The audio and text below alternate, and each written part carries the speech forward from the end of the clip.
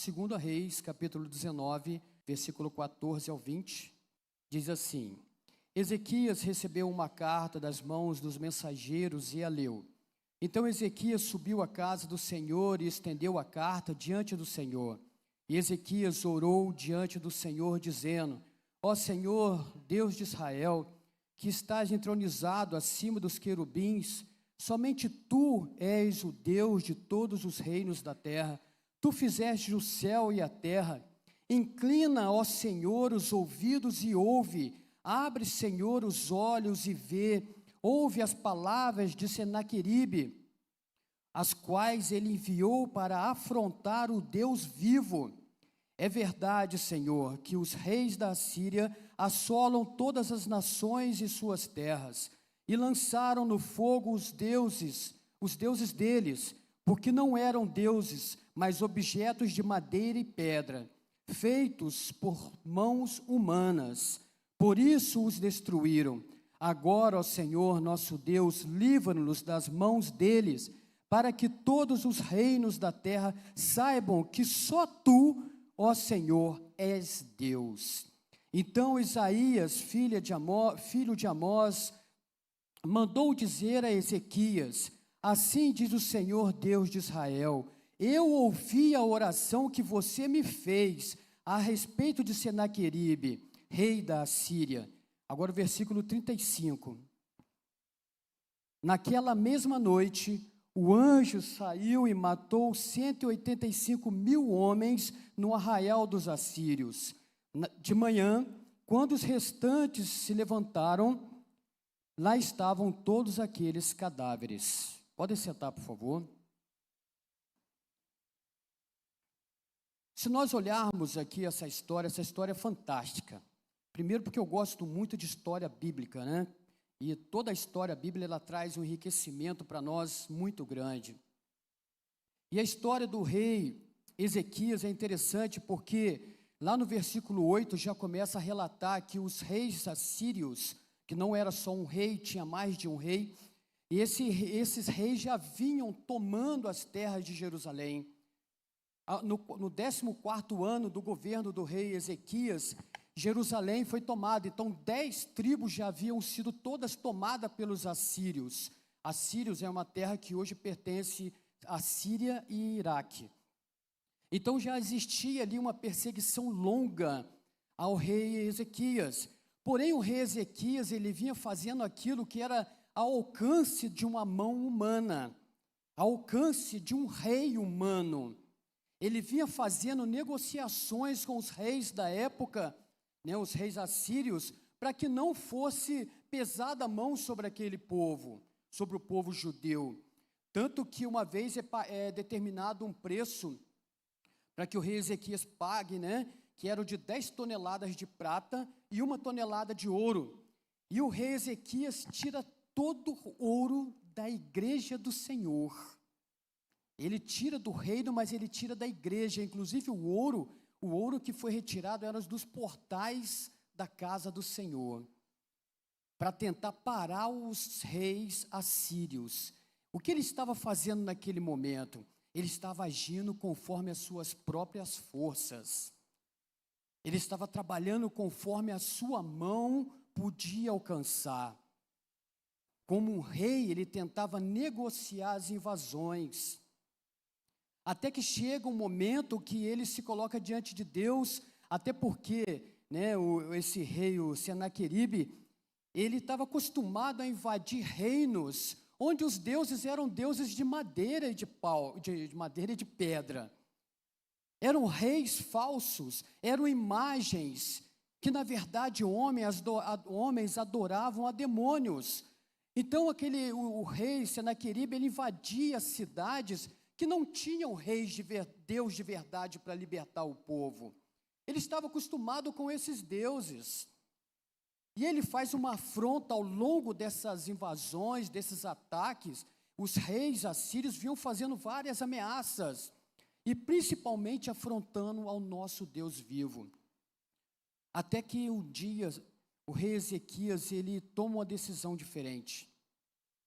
Ele recebe uma carta dizendo, né, que eles seriam invadidos, que a terra né, que aquela terra, porque Ezequias vinha relutando para conseguir manter o reino dele sem ser tomado totalmente. Mas aquele momento que ele chega diante de Deus, ele pega aquela carta que ele recebeu do rei, do Senaqueribe, e ele apresenta, fala: ó Senhor, incline os seus ouvidos à minha oração, leia, entenda o que o rei Senaqueribe está falando a teu respeito. Eu imagino que nesse momento ele deve ter feito igual quando a gente era criança, né? Que você recebia uma ameaça na escola, você chegava em casa: pai, o cara falou que vai fazer isso comigo, vai fazer isso comigo. Nem seu pai: não, vai fazer nada, amanhã eu vou lá na escola resolver isso. Eu imagino que ele tenha feito semelhante, até porque o Senhor já sabia tudo que o Ezequias já vinha passando. Ele já conhecia toda a história, mas ele queria que Ezequias chegasse e falasse assim: poxa, Senhor, não dá mais. Não tem como eu fazer mais nada. Agora é só o Senhor que pode fazer. E a partir do momento que Ezequias pega aquela carta, abre aquela carta diante do Senhor e fala: Senhor, olha que está sendo ameaçado. Ele está blasfemando contra o Senhor. Está dizendo que os reis assírios chegavam ao ponto de chegar para o povo judeu e dizer para o povo assim: não acredita no teu rei. Não acredita no Deus que ele fala, porque o Deus que ele fala não vai poder fazer nada por vocês como os outros deuses dos povos que nós vencemos não fizeram. E o povo ficava na dúvida: acredita, não acredita, acredita, não acredita. E Ezequias, vendo aquilo, falou: poxa, já chega, basta, tem que ter um fim nisso. Então ele realmente toma uma atitude como um rei que é direcionado por Deus, como um governante que é verdadeiramente direcionado por Deus. E ele apresenta aquela necessidade diante do Senhor. E o nosso Deus, como Deus Todo-Poderoso, Criador de todas as coisas, conhecedor das nossas batalhas, conhecedor das nossas aflições, conhecedor daquilo que verdadeiramente nós precisamos, que verdadeiramente é bom para nós, o que ele faz?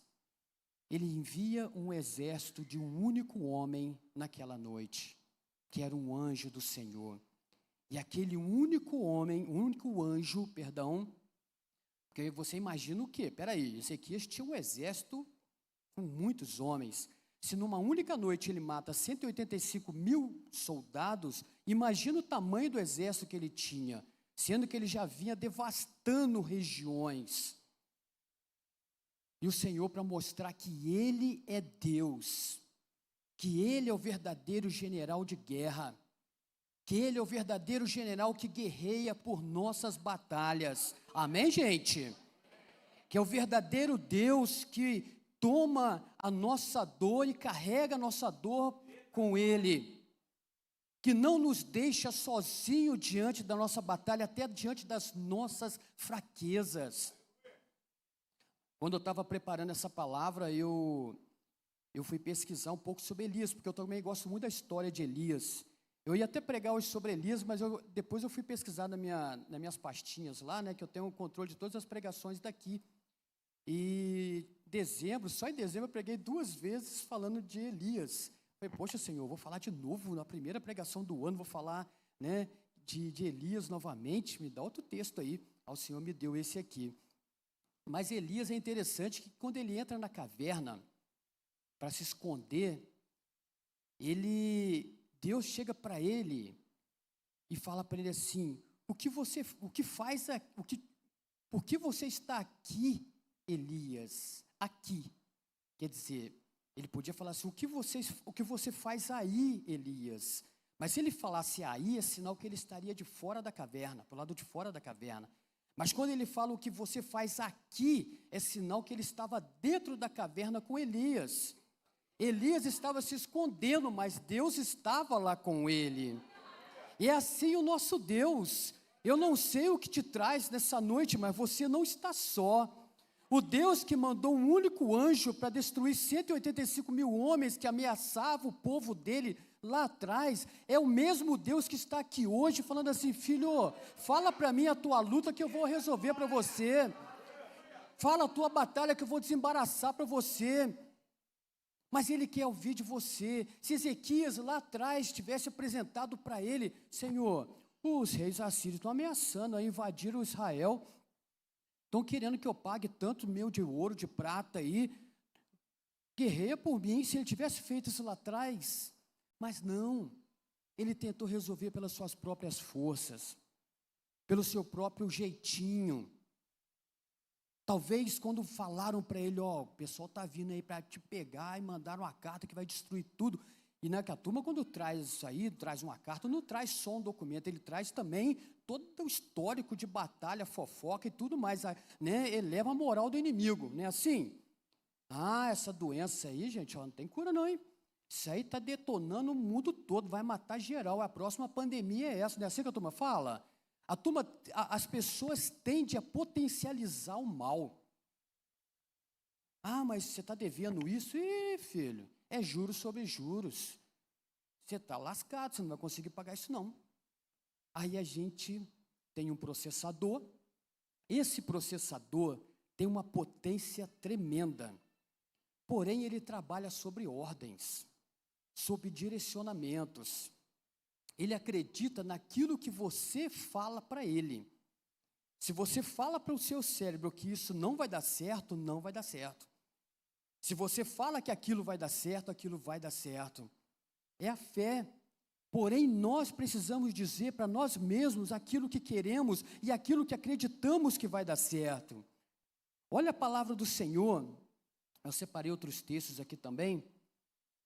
Em Mateus 21 e 22 diz assim, olha o que o Senhor Jesus diz, hein? Olha o que o Senhor Jesus diz.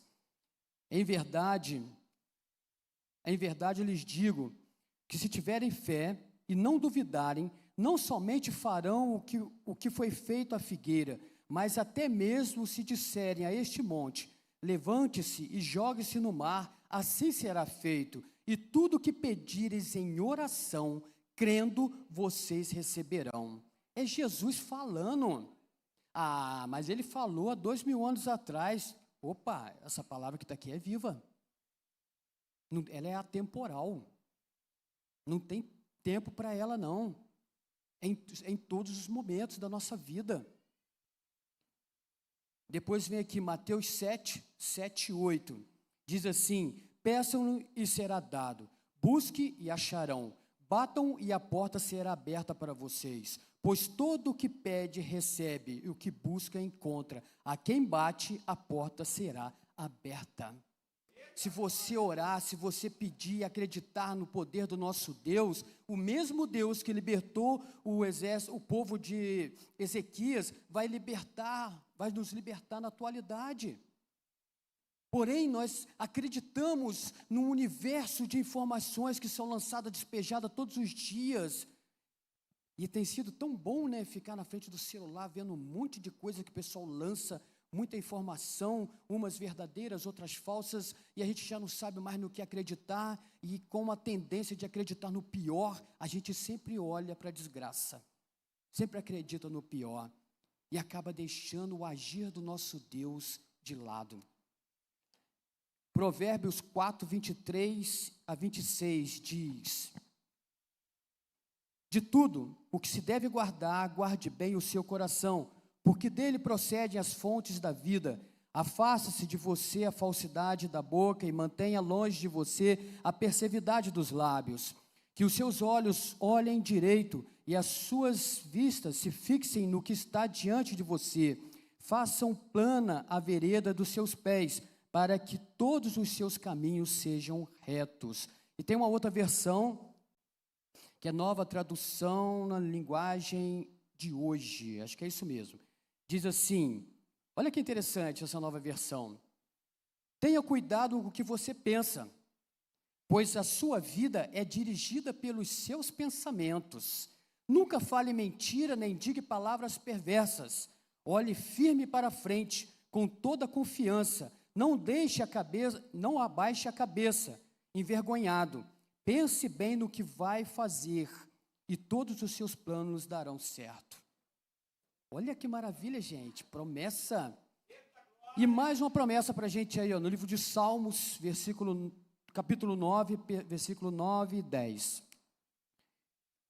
O Senhor é também o alto refúgio para o oprimido, refúgio nas horas da angústia.